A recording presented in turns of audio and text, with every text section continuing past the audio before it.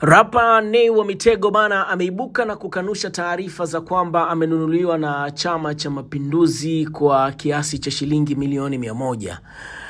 Zilisambaa taarifa kwenye mitandao ambazo ziliandikwa na miongoni mwa watu pia waliandika taarifa hizo ni Mange. Aliandika kwamba Nay wa Mitego amenunuliwa kuelekea Chama cha Mapinduzi kwa fedha za Kitanzania ambazo ni shilingi milioni 100.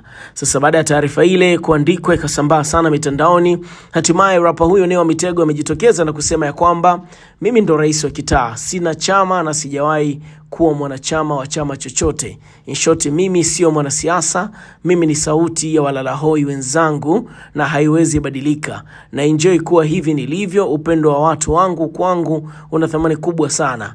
Haya, nimesikia dada yangu Mange kanipa promo ya milioni 100 huko bana. Haya, huo wimbo wenyewe unatoka Jumatatu asubuhi na mapema.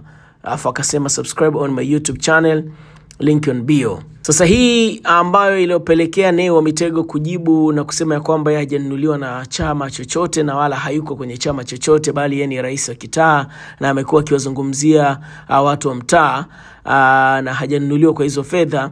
Imetokana pia na watu wengi kuweza kucomment kwenye page yake, lakini pia kumtagi kwamba yo Nay umenunuliwa, lakini yeye pia amekuwa akireply akisema ya kwamba hajanunuliwa. Sio taarifa za kweli kama vile ambavyo amekanusha kwenye taarifa hii hapa.